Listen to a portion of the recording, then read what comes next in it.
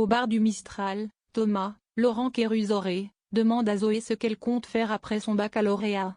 La jeune femme semble perdue par son avenir professionnel.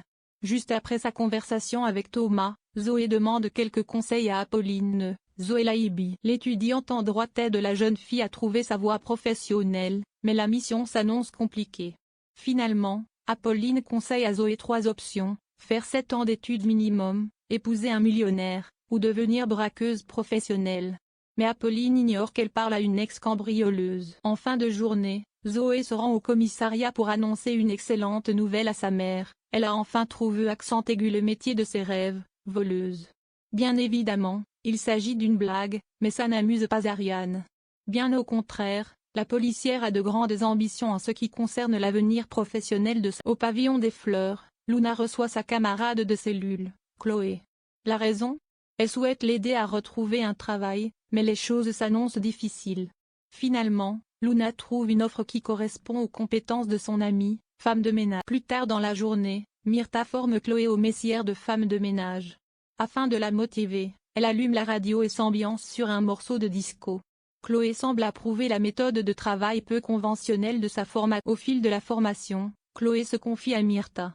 Elle lui révèle vouloir trouver un travail stable dans le but d'avoir la garde de sa fille, Elena. Pour l'aider, Myrtha lui transmet son secret: parfumer les maisons de ses clients avec un parfum dont elle seule connaît la recette. De retour au pavillon des Fleurs, Luna annonce à Chloé une bonne nouvelle: elle lui a trouvé un client. Il s'agit d'une personne âgée. Pour lui porter chance, elle offre à Chloé un kit de propreté. Comment cette première journée de travail va-t-elle se passer? Viviane est placée en garde à vue après s'être introduite illégalement dans le cabinet médical du Mistral. Au commissariat, Ariane tente de comprendre les motivations de la maman de Steve.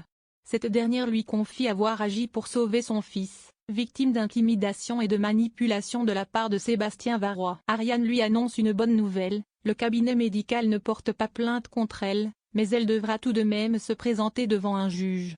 De plus, la brigadière promet à Viviane de ne rien dire à Steve.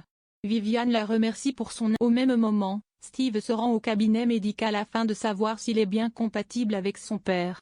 Pour rappel, il souhaite lui faire don d'un rein.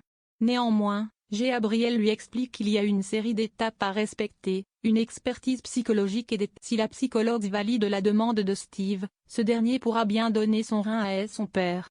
Alors que la consultation touche à sa fin, Gabriel commet une erreur. Il informe son patient avoir surpris sa mère dans le cabinet médical.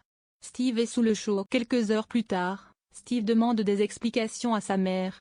Viviane lui explique avoir très peur pour lui concernant son choix de donner un rein à Sébastien Varrois: je suis terrorisée à l'idée de te perdre. Steve essaie de la rassurer en la serrant. En fin de journée, Steve retrouve son père au Mistral. Soudain, elle débarque pour régler ses comptes avec Sébastien. Elle le menace: on te connaît, on sait de quoi tu es capable. Je vais te faire regretter d'essayer de détruire ma famille. En soirée, Steve rend visite à ses mères. Contre toute attente, il les traite de menteuses et ajoute: les prochains jours vont être très éprouvants pour moi, et je ne peux pas me permettre de me taper vos délires et de ME en plus.